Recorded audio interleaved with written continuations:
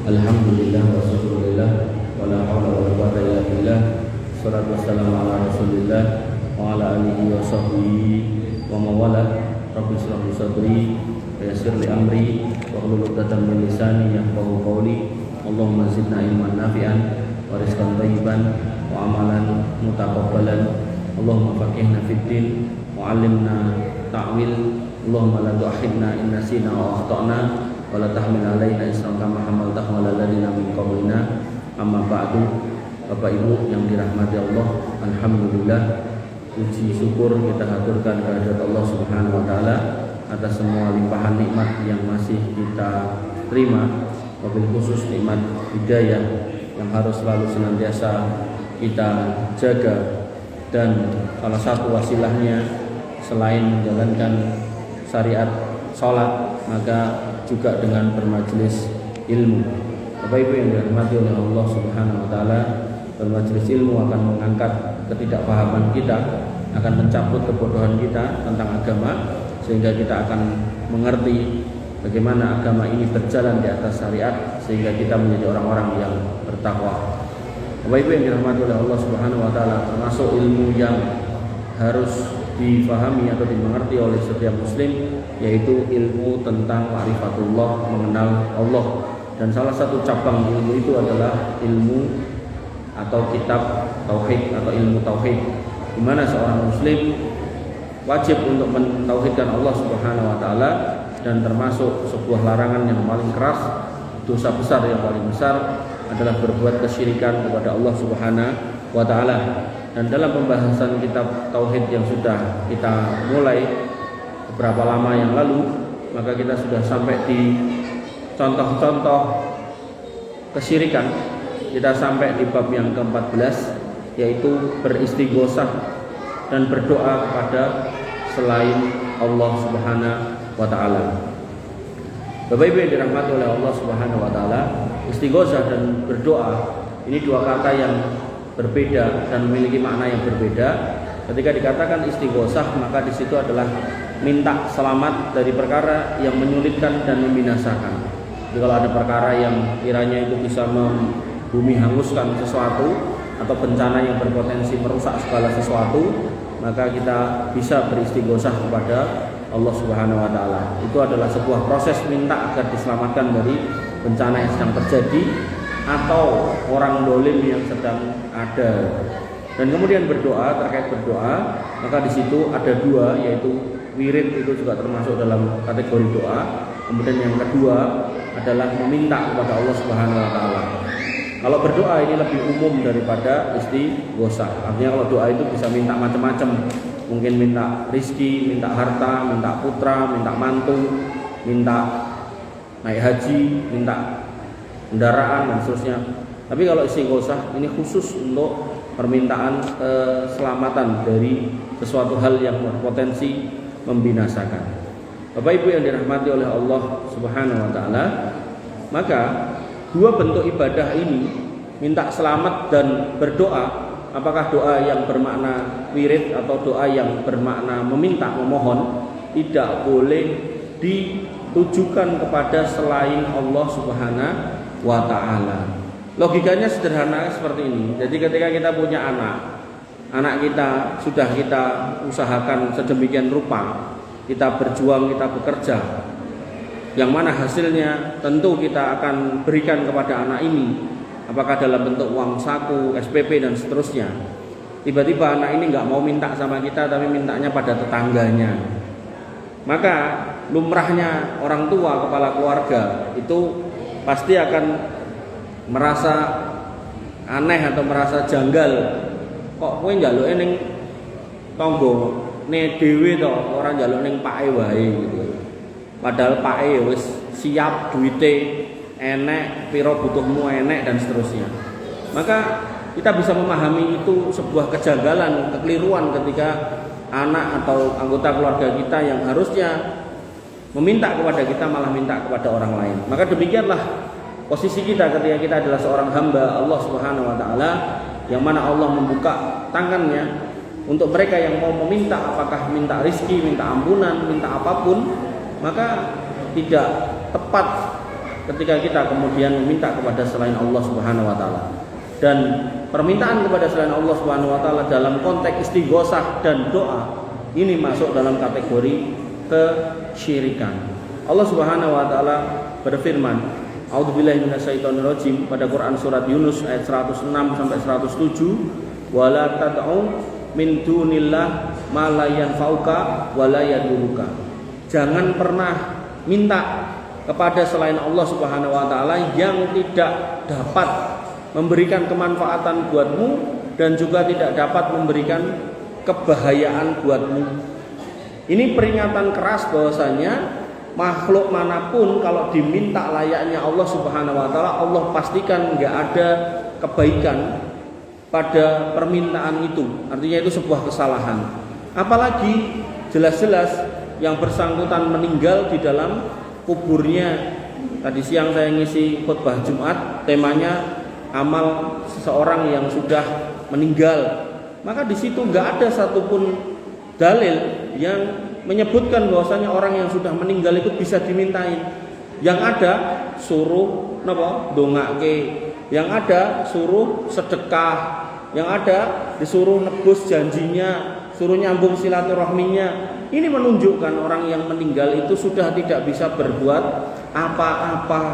Makanya Allah mengatakan jangan sampai kamu minta kepada selain Allah yang tidak bisa mendatangkan kebaikan dan juga tidak bisa mendatangkan kecelakaan atau mendatangkan mudarat kepadamu.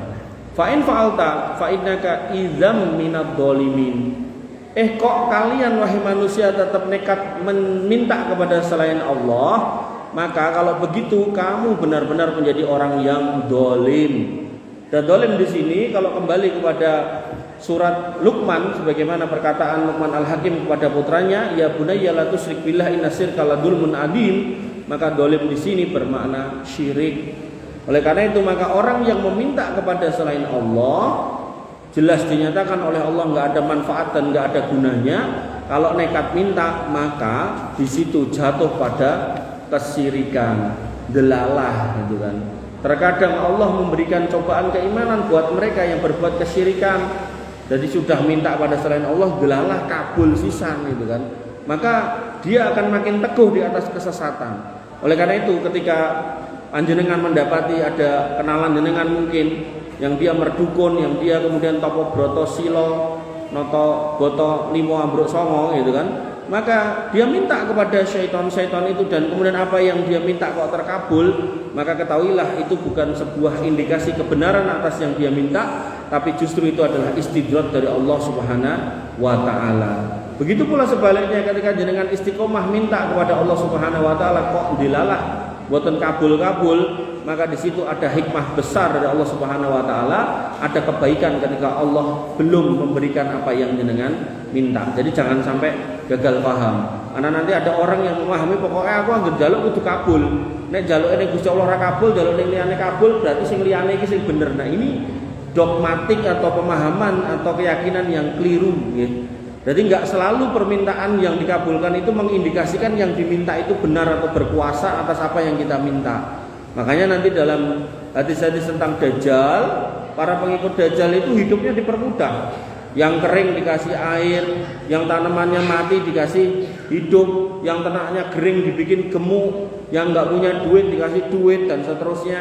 Maka bukan berarti mengikuti Dajjal itu terus indikasi kebenaran, justru itu sebuah kesalahan. Kenapa? Lawang Dajjal njaluk diakoni sebagai Tuhan. Demikian pula yang saya jelaskan pada masa beberapa pekan yang lalu tentang ketuhanan Isa Al-Masih. Maka ketika panjenengan mendapati orang-orang yang menyembah Isa Al-Masih kok hidupnya enak, ketok enggak susah dan seterusnya, maka ketahuilah bahwasanya itu bukan indikasi kebenaran. Kebenaran dibangun di atas dalil, dan dalil yang benar adalah Quran dan Sunnah. Artinya ketika jenengan berdiri di atas Quran dan Sunnah, senajan mungkin hidupnya susah atau pas-pasan, maka insya Allah itu tetap yang terbaik. Maka Bapak Ibu yang dirahmati oleh Allah Subhanahu wa taala, kemudian Allah melanjutkan firman-Nya pada Quran yang sama, yaitu Quran surat Yunus ayat 107 tadi 106, wa iyyam saskallahu bidurrin fala kashifalah. Sekiranya Allah kemudian menyingkirkan mara bahaya darimu, maka enggak ada yang bisa menghalanginya. Illa huwa, kecuali Allah itu sendiri. Makanya ketika jenengan lihat hujan, jangankan hujan yang gede, hujan gerimis saja loh, gak ada orang yang bisa mencegah untuk turun. Isone paling mung nyuwun. Makanya kalau nek sonten-sonten niku ajeng pengaosan ten tebing ngoten kok gerimis gitu kan. Ya paling nyuwun kula Allahumma hawalaina wala alaina, ya Allah hujani sekitar kami, jangan hujani di atas kami gitu kan. Dan itu kok apakah setiap kita minta mesti kabul nggih mboten? Nggih sok-sok dikabulke, sok-sok mboten. Oleh karena itu maka apa yang kemudian Allah berikan ketika kita berpijak di atas kebenaran, maka itu tetap yang terbaik. Jenengan nyuwune mobil kok dikai motor, insya Allah itu tetap lebih baik. Jenengan nyuwune pesawat kok dikai angkot, alhamdulillah niku nggih tetap yang terbaik. Jenengan nyuwun putra jaler diparingi putra setri gitu kan, nggih tetap alhamdulillah dan seterusnya. Bapak Ibu yang dirahmati oleh Allah Subhanahu wa taala. Kemudian wa ayyuridka bi khairin fala radda li fadli.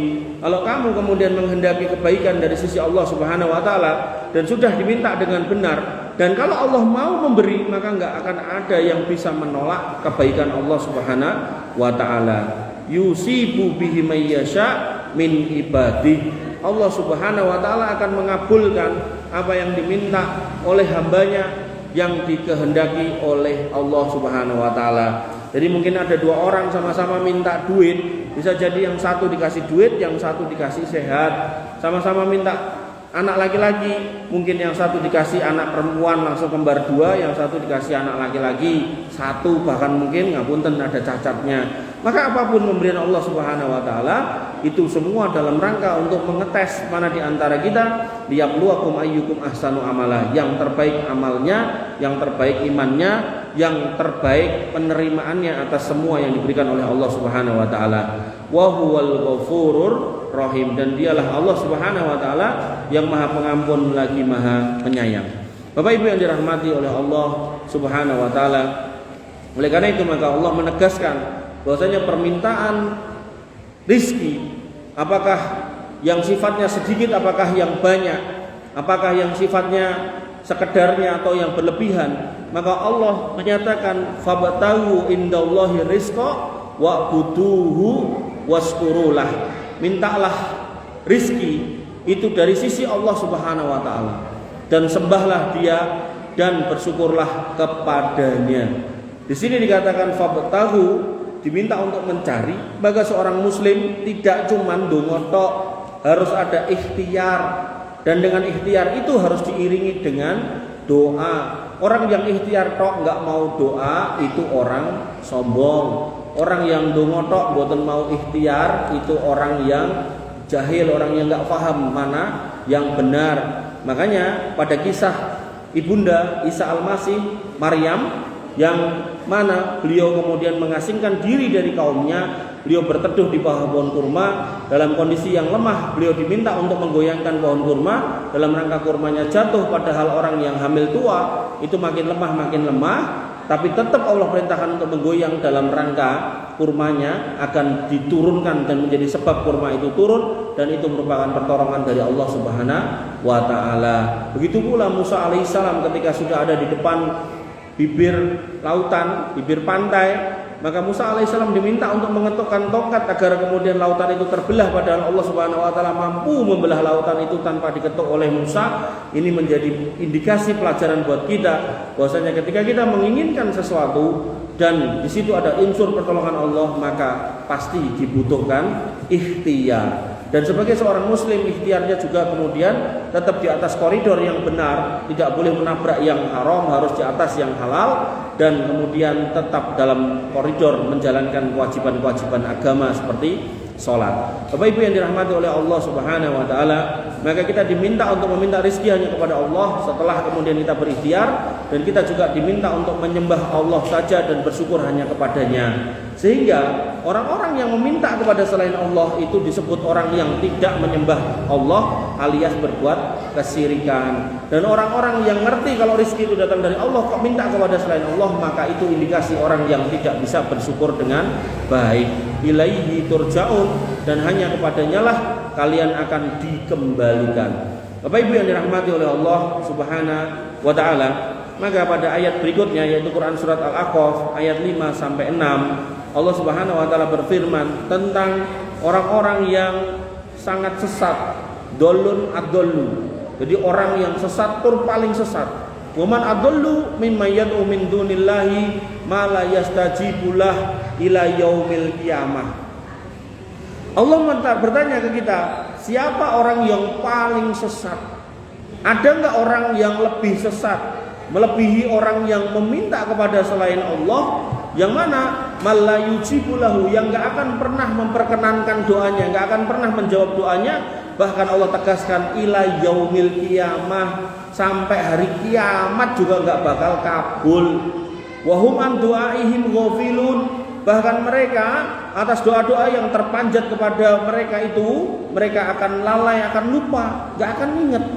Makanya kalau kita itu kadang itu bermain logika, berpikir sejenak. Ketika ada orang yang kemudian wetringin yang sedemikian gede, kemudian disajeni terus minta di situ, entah minta selamat, entah minta lancar acara pernikahan putranya, entah minta nopolah, entah minta sembuh, entah macam-macam gitu kan. Maka harusnya sebagai seorang manusia yang dikaruniai akal dan diciptakan sebagai makhluk terbaik di ahsani takwim, kita harusnya berpikir, niku nek udan deres, angin kenceng, niku sing donga ten ngajenge ringin niku saged lari menghindar nyingkir, niku ringine tetep ten mriku Pak. Bahkan ketika kemudian ambruk pun dhek rodok geser sithik men mboten saged. Makanya aneh ketika kemudian pohon segede gitu, kemudian ketika ada orang mau nikah di kampung itu suruh ngubengi, dhek karepe piye meh ngopo, wong dhek ambruk sempal dikrokoti rayap aja dia nggak bisa napa cara kita dirubung semut kilai mboten saged lho. Bahkan dia sampai bolong growong dan ambruk pun kathah ten Swidari niku ambruk. Terus ten ngajenge Telkom niku gede banget nggih ambruk. Kok ada gitu loh. Bahkan udan deres ngalih sithik wae ra iso. Malah dikei sarung. Apa nggih kademen to, kok ngumpuli wong gitu kan. Maka di sini Allah menyatakan siapa orang yang lebih sesat, yang lebih dolim, melebihi orang yang meminta kepada selain Allah dan permintaannya itu nggak pernah terkabul sampai hari kiamat. Oleh karena itu maka Bapak Ibu yang dirahmati oleh Allah Subhanahu wa taala, tadi saya singgung di depan bagaimana tadi siang saya ngisi khutbah Jumat itu tentang amalan-amalan untuk orang yang sudah meninggal. Itu nggak ada satupun hadis yang menyatakan suruh minta ke orang meninggal. Yang ada ken dongake, ken sodako, ken ngumrohke, ken bayar nadare, utange. Artinya dia sudah nggak bisa apa-apa. Makanya kalau kemudian panjenengan kok bermajelis, lalu majelis itu kemudian mengajari gitu. Jadi Pak Bu, ten mriki enten makam wali niki gitu. Mungkin nek jenengan tawasul, mungkin kabul dongane niki. Niku hakul yakin mboten enten dalam Islam. Artinya tawasul yang seperti itu ya enggak ada. Bab tawasul ada, tapi bukan kepada orang mati. Makanya selalu saya ulang-ulang, Khulafaur Rasyidin niku enten sekawan, yang 3 itu meninggal dibunuh. Ini menunjukkan kondisi politik pada waktu itu genting. Wong khalifah kok dibunuh, pemimpin tertinggi kaum muslimin dibunuh, itu berarti kan politiknya enggak stabil gitu kan.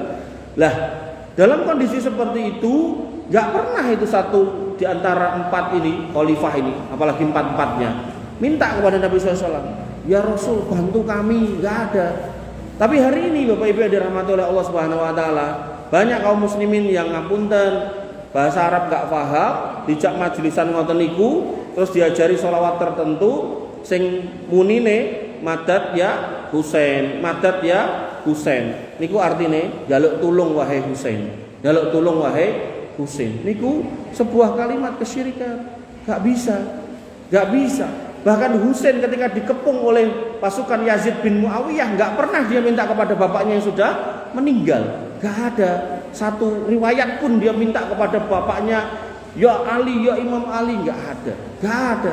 Ini menunjukkan bahwasanya apa yang kita tonton hari ini, yaitu bagaimana saudara-saudara kita itu terjerumus dalam kesyirikan, bahkan tidak tahu goro-goro mung melu. Oleh karena itu pentingnya mengilmui agar kemudian kita tidak melu-melu dan terjerumus dalam kesalahan. Memang enak. Iramane itu kok dirumokane kaya-kaya enak ngoten lho. Mungkin tinggi pengantar tidur niku cocok ngoten kan. Tapi nggih niku wau lho. Kalau artinya ngoten niku terus mungkin nek jenengan sare terus bablas mboten tangi ngoten terus pripun gitu kan. Berarti kan jenengan menutup mata jenengan itu dengan kalimat-kalimat kesyirikan ngoten niku. Alangkah indahnya kalau kemudian yang jenengan setel niku Quran. Nek wis jenenge murotal Quran, sak muni-munine senajan jenengan mboten paham artine, insyaallah niku tetep luwih sae tinimbang sing wau niku. Makanya selawat-selawat niku kadang niku nek tenaran niku jane niku mboten selawat, jane niku nggih lagu roman pikisan cah lanang lagi katresnan ten cah wedok wonten niku lho. Ono ya Habibi, ya Habibi ngoten niku. Nek ten mriki kan gandeng Habib niku kan anake atau putune Nabi ya, terus berarti iki nyeluki Habib mboten. Niku jane nyeluki yange, wahai yangku ngoten niku lho. Nah, terus ngoten niku terus dilagokke, dinyanyekke, terus digoleke terbanane, terus ditutuki ten masjid itu masyaallah nggih. Nah, terus atos-atos nggih. Sehingga panjenengan kalau enten teks-teks ngoten niku mangtangetke ten ustaz ingkang jenengan percayai, Pak Ustaz iki artine napa? Ngoten. Saderenge dilafalke, saderenge dipraktekke. Malah langkung sae malah ditinggalke jenengan gentos Quran niku langkung sae langkung afdol. Bapak Ibu yang dirahmati oleh Allah Subhanahu wa taala, Allah pastikan bahwasanya yang diminta selain Allah enggak akan pernah bisa mengabulkan doa sampai hari kiamat, dan bahkan dia akan lupa dengan apa yang pernah jenengan minta, bahkan mengingkari. Makanya kalau panjenengan masih ingat dalam pembahasan Isa Al-Masih itu ditanya oleh Allah, apa tenan to? Anta qulta lin-nasi ittakhiduni wa ummiya ilahaini min dunillah. Apa kamu nyuruh manusia untuk mengatakan atau menyatakan kamu dan ibumu sebagai ilah selain Allah? Maka Isa Al-Masih mengatakan, subhanaka, maha suci engkau ya Allah. Aku enggak mungkin ngomong itu. Kalaupun aku ngomong itu, panjenengan ngertos apa yang aku ucapkan, apa yang saya ucapkan. Karena jenengan ngerti isi hati saya dan saya tidak ngerti apa yang ada di dalam di dalam penggalih panjenengan. Maka ini statement keras bahwasanya semua yang disembah oleh manusia selain Allah Subhanahu wa taala akan ditanya di akhirat. Dan hampir semuanya dan pasti semuanya akan mengingkari. Karena pada hari itu enggak ada yang bisa mengelak dari semua pertanyaan itu. Makanya Allah menyatakan dalam Al-Fatihah itu Maliki Yaumiddin, hari itu yang punya kuasa itu hanya Allah. Makanya Allah nanti akan bertanya, Ainal Jabbarun, mana orang-orang Al-Jabbarun itu, yang kemaki-kemaki itu mana? Wa ainal mutakabbirun, mana orang-orang yang sombong-sombong itu mana? Sing ngomongnya kon nyembah, sing ngomongnya kon sujud kan sok enten ngoten niku to. Jadi orang-orang yang pengen dihormati sedemikian rupa sampai ketika bawahannya mau menghadap aja suruh sujud, suruh berangkang, suruh ngoten niku lah gitu. Sampai nek salah niku protokolere nesu. Ora ngono carane, baleni neh. Ngoten niku to. Enten apa mboten? Enten. Ora adoh kok kene kok gitu. Nggih. Bapak Ibu yang dirahmati oleh Allah, makanya jenengan yang masih punya gelar-gelar abdi dalem niku dikoreksi melih gitu. Monggo, tauhid kita itu seperti apa ketika panjenengan napa bungkuk wonten niku pripun? Apakah seperti itu kan? Apakah seperti itu yang benar? Kalau itu salah, balik kemawon. Mboten napa-napa, mboten gadah gelar Kanjeng Raden Tumenggung Topik, mboten napa-napa, mboten enten niku mboten napa-napa. Yang penting niku malah gelar Ibadur Rahman dari Allah Subhanahu wa taala niku yang terbaik. Mboten masalah, mboten gadah gelar KMRT niku mboten napa-napa. Nggih. Bapak Ibu yang dirahmati oleh Allah Subhanahu wa taala. Wa idza khusiran nasu kanu lahum a'da'a wa kanu bi ibadatihim kafirun. Tadi sudah saya singgung. Dan apabila manusia dibangkitkan, dikumpulkan di padang mahsyar, niscaya sesembahan-sembahan itu akan menjadi musuh mereka, mengingkari.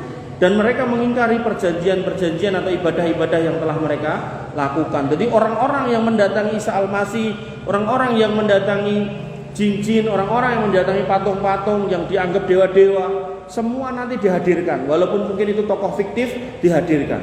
Misal dewa A, dewa B, reco A, reco B dihadirkan, dibentukkan oleh Allah Subhanahu wa taala bentuknya. Kemudian ditanya, iki wong-wong nyembah kowe. Kowe sing ngomong ora mboten. Putus asa orang-orang kafir melihat itu. Duh kok ngene. Padahal kudune dhek dadi dekenganku. Makanya dekengan-dekengan itu mereka pun mboten enten ya.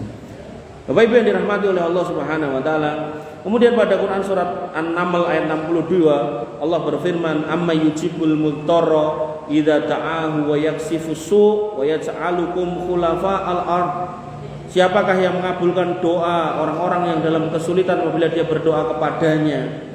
Siapa? Allah bertanya, siapa? Kamu minta ke siapa? Nyi Roro Kidul apa ya tenan gitu kan? Kamu minta kepada penunggu laut selatan apa iya? Apa kamu minta kepada penunggu gunung Merapi masa iya? Mana buktinya? Kalau emang jeblok ya jeblok, gak ada orang yang bisa mencegah. Kalau emang tsunami ya tsunami, gak ada orang yang bisa mencegah. Kemudian dikatakan di sini lagi, wa yaj'alukum khulafa'al ard. Bahkan yang menjadikan kalian wahai manusia sebagai khalifah-khalifah di muka bumi itu siapa? Apakah mereka tokoh-tokoh yang kemudian antum wa aba'uhum hukum samaitumuha antum wa aba'ukum, yang diada-adakan namanya oleh kalian wahai manusia dan bapak-bapakmu. Jadi dulu nggak pernah ada nama itu, tiba-tiba muncul. Ketika ditanya bentuknya koyo ngopo, setiap orang punya gambarnya masing-masing. Ada yang gambarnya perempuan, ada yang gambarnya perempuan rambutnya dawa, ada yang gambarnya perempuan pakai baju merah, ada yang gambarnya gegere bolong, ada yang gambarnya ngawang, ada yang gambarnya di atas kembang, macam-macam. Karena imajinasi tiap orang beda-beda atas apa yang mereka anggap sebagai ilah yang diminta. Makanya Allah Subhanahu wa taala mempertanyakan, emang siapa yang mengabulkan doa kalian dan siapa yang memilih kalian menjadi khalifah di muka bumi? Dan Allah bertanya lagi, a ilahu ma'allah. Emang ada ilah selain Allah?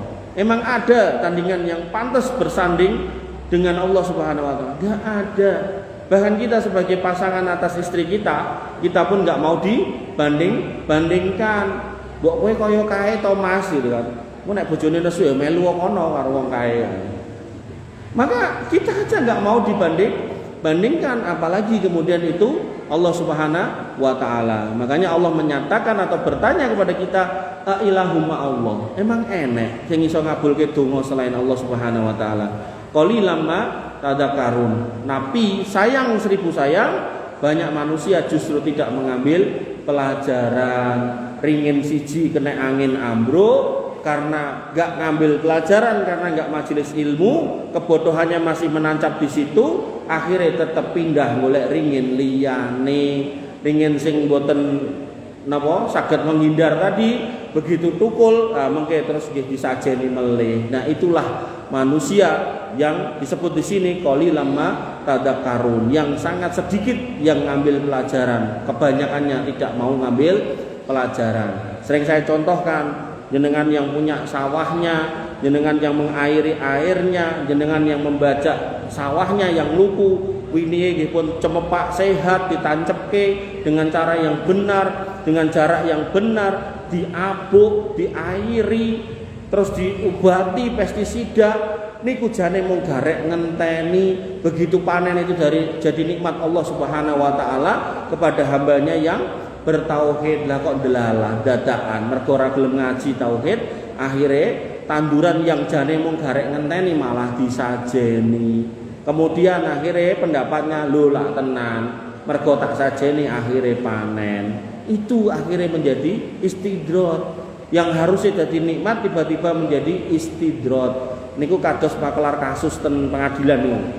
Jadi dia sebenarnya nggak bisa ngatur siapa yang menang dalam putusan. Misal ada 2 orang yang berperkara, biasanya ten pengadilan pengadilan niaga. 2 orang berperkara, si A dan si B. Niku pun enten sing ngindih. Sing menang si B. Si B ditelepon. Piye kowe gelem menang apa ora? Lho ya gelem no. Nek gelem menang setor sik 5 miliar sithik men. 5 miliar. Karena kasusnya mungkin puluhan miliar atau ratusan miliar. Oh ya siap itu. Begitu setor, ya memang putusannya si B, ya menanglah dia. Termasuk perkara pilkada yang menyeret beberapa hakim MK, gak cuma satu toh, beberapa. Itu nggih ngoten niku jane. Putusannya wis pun ketok itu. Nah, permainan seperti itu menjadi keliru Bapak Ibu yang dirahmati oleh Allah Subhanahu wa taala. Sama kayak petani tadi. Petani tadi jane garing ngenteni, didongani, dienteni, disabari, begitu panen jadi nikmat dari rezeki Allah Subhanahu wa taala yang sangat baik. Kok dadak disajeni, akhirnya malah jadi istidrot. nikmat Allah yang tidak menjadikan dia tambah bersyukur, malah menjadikan dia tambah sesat. Makanya Bapak Ibu yang dirahmati oleh Allah Subhanahu wa taala, kita harus jeli membaca ini nikmat atau ini istidraj.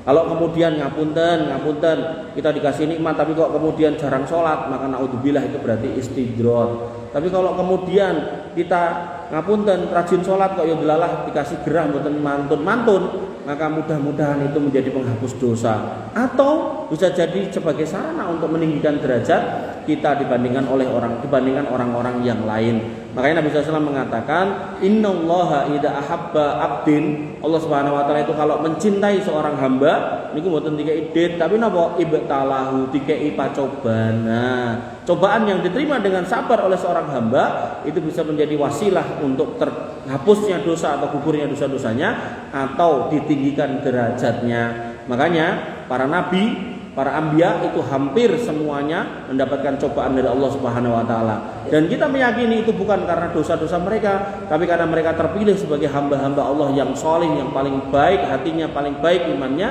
yang kemudian dicintai oleh Allah dan dikasih tanda mata dari Allah Subhanahu wa taala berupa cobaan. Makanya jenengan yang hari ini mungkin dapat cobaan, maka mangsabari, mudah-mudahan panjenengan menjadi terpilih orang-orang yang paling beriman dan paling bertakwa di kalangan manusia yang ada di sekitar panjenengan. Bapak Ibu yang dirahmati oleh Allah Subhanahu wa taala, dengan sanadnya Tabrani meriwayatkan bahwa dulu pada zaman Nabi SAW ada seorang munafik yang sering mengganggu orang-orang mukmin. Jadi orang munafik itu gaweane pokoknya jadi kompor meleduk, dari mulai ganggu secara lisan, ganggu secara perbuatan, ganggu secara pemikiran. Pokoknya nggak seneng kalau orang Islam itu nggak seneng kalau orang Islam itu jalannya mulus, nggak seneng. Dia seneng kalau orang Islam itu kepleset, jatuh, kena masalah, ada fitnah, mereka itu seneng ketawa-ketawa. Itulah orang munafik, ya. Nah, maka salah seorang sahabat yang merasa jengah niku, anyel dengan keadaan itu, menungso siji iki kok ora leren-leren ning gawe masalah, menungso siji iki kok ora iso meneng anteng kaya wong liya, kok eneng wae, ukarane eneng wae, anggite iki eneng wae gitu kan. Maka sahabat ini kemudian berkata kepada sahabat yang lain, mari kita beristighosah kepada Rasulullah SAW dari orang munafik ini. Dan ini diucapkan ketika Nabi masih hidup, coba. Jadi dia mau minta selamat dari orang ini, tapi bukan kepada Allah, tapi kepada Nabi SAW, dan Nabi masih hidup. Apa kata Nabi SAW ketika mendengar ucapan orang ini? Nabi SAW bersabda, innahu la yustaghasu bi wa innama yustaghasu billah. Sing jenenge istighosah kuwi ora marang aku, ning marang Gusti Allah. Ngono, Bro. Nah, maka ini sebuah pelajaran penting Bapak Ibu yang dirahmati oleh Allah Subhanahu wa taala.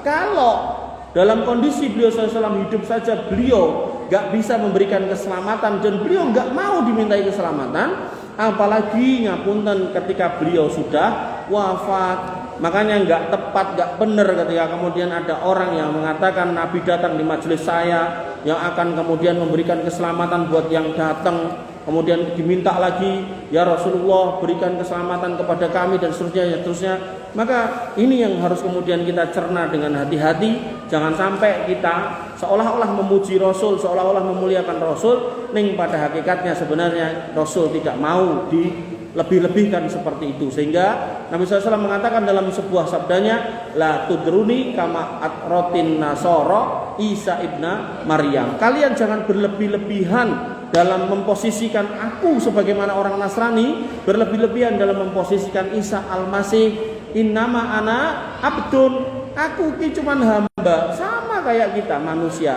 Wa rasuluh, yang kebetulan mendapatkan risalah dari Allah Subhanahu wa taala dan dipilih menjadi rasulnya. Maka kita muliakan cukup dengan bersolawat kepada beliau sallallahu alaihi wasallam. Kalimatnya apa? Allahumma sholli ala Muhammad, Allahumma sholli ala sayyidina Muhammad boleh, Allahumma sholli ala sayyidina wa maulana Muhammad boleh, atau salawat Ibrahimiyah, Allahumma sholli ala Muhammad wa ala ali Muhammad kama sholaita ala Ibrahim wa ala ali Ibrahim innaka Hamidum Majid, itu juga boleh. Jadi solawat-solawat itu jenengan pilih dan jenengan praktekkan. Maka ketika kita bersolawat satu kali, maka Nabi SAW mengatakan kita akan disolawati oleh para malaikat sebanyak 10 kali didoakan keselamatan. Jadi bukan solawat-solawat yang macam-macam yang aneh-aneh ini kok, itu aja. Dan cuma itu yang diajarkan oleh Nabi Muhammad Sallallahu Alaihi Wasallam. Jadi bukan yang sholat ini, sholat itu, yang kalau kita terjemahkan di dalamnya malah minta-minta kepada Nabi Sallallahu Alaihi Wasallam, maka itu jelas keliru. Bahkan ada orang yang kemudian kuburan Habibnya itu dibangun sedemikian rupa, kemudian dibacakan sholawat untuk Habibnya itu, dan ternyata isinya ya Habib Fulan bin Fulan, Igdi duyunana, Igdi hajatana, tunaikan hajat kami, berikan penuhi kebutuhan kami, lunaskan hutang-hutang kami, isfi mardona, sembuhkan orang-orang sakit di antara kami. Udah, itu kalimat kesyirikan semua. Maka hati-hati Bapak Ibu yang dirahmati oleh Allah Subhanahu wa taala. Jadi kalau kemarin babnya kita nggak boleh mengucapkan selamat hari raya agama lain, maka dalam bingkai agama kita juga tidak boleh kemudian meminta kepada orang-orang yang kita anggap sebagai orang-orang yang baik, apakah dari kalangan para wali, para ulama, atau para nabi. Kemudian Bapak Ibu yang dirahmati oleh Allah Subhanahu wa taala, kandungan dalam bab ini yang pertama yaitu doa memiliki pengertian yang lebih luas daripada istighosah. Jadi doa itu bermakna wirid dan juga meminta secara umum. Adapun istighosah itu meminta secara khusus, yaitu minta selamat. Kemudian yang ketiga, berdoa kepada selain Allah adalah berdoa kepada selain Allah adalah perbuatan syirik besar. Jadi semua ibadah yang tujuan utamanya adalah Allah kok diterapkan dilakukan kepada selain Allah, maka itu adalah kesyirikan. Kurban harusnya kepada Allah, kok enten yang nyembelih kurban diserahkan atau diberikan kepada selain Allah, maka itu syirik besar. Ada orang yang kemudian ngerti kalau sholat itu rukuk sujud itu kepada Allah, kok dia sujud kepada manusia, maka itu syirik besar. Kemudian yang keempat, orang yang paling sholih sekalipun, kalau dia beristighosah atau berdoa kepada selain Allah untuk mengambil hati orang lain, maka dia tetap termasuk orang-orang musyrik. Jadi Nabi SAW pun gak mau diistighosai, gak mau dimintai keselamatan atas orang-orang munafik. Nabi gak mau. Kemudian selanjutnya, berdoa kepada selain Allah tidak bisa memberikan manfaat duniawi. Di samping perbuatan itu sendiri adalah perbuatan kufur. Artinya kalaupun doa atau permintaan kepada selain Allah itu kabul, maka itu tidak ada kebaikan di dunia, lebih-lebih di akhirat. Oleh karena itu maka orang yang beriman tidak akan pernah meminta kepada selain Allah Subhanahu wa taala. Kemudian yang kedelapan, rizki itu tidak sepatutnya diminta kecuali dari Allah Subhanahu wa taala, seperti halnya surga juga tidak dapat diminta kecuali darinya. Jadi yang namanya rizki, kemudian kesehatan, kemudian yang namanya surga, neraka, jodoh, itu gak bisa diminta kecuali kepada Allah Subhanahu wa taala.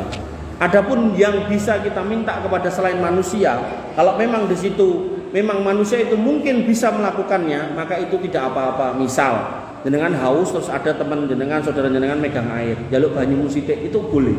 Tapi kalau kemudian yang jenengan minta itu di luar kuasa dia, maka itu tidak boleh diminta kepada manusia. Kowe kan wong sholih, wah aku lebokno surga yo, itu enggak bisa. Makanya saya sampai geleng-geleng kepala ketika ada seorang Habib itu di salah satu video itu sampai dia ngomong bahwasanya Habib Fulan bin Fulan dia punya karomah bisa memadamkan api neraka. Piye carane itu? Maksudnya arep digerujuk nganggo banyu sak pira kae mboten saged. Memang itu digawe kekal kok gitu kan. Dan itu dibikin terus menyala. Wa kuduhan naswal hijarah. Begitu kecemplung manusia di situ gosong, keluar minyak, minyaknya menambah panasnya, menambah apinya bulat-bulat. Tambahi lagi, tambahi batu lagi. Batu itu menyimpan panas sehingga tambah panas. Kok ada gitu? Nggak ada yang bisa memadamkan itu kecuali Allah Subhanahu wa taala gitu. Jadi hal-hal yang aneh-aneh itu harusnya kita bisa menalar mudah, tapi ya itu tadi loh. Karena akidahnya udah kacau balau, akhirnya wah hebat nih. Sampai dikatakan Habibku ini sing Fulan bin Fulan ini lho. Isra Mi'raj ini sampai 70. Nabi orang terbaik kalau Isra Mi'raj sekali dia 70 itu piye ceritanya. Itu juga harusnya dinalar dengan mudah, itu ketok itu. Ini aneh, ora mungkin gitu. Termasuk ada juga Habib Fulan di kuburannya ini bisa mengislamkan orang kafir sebelahnya. Itu piye ceritanya?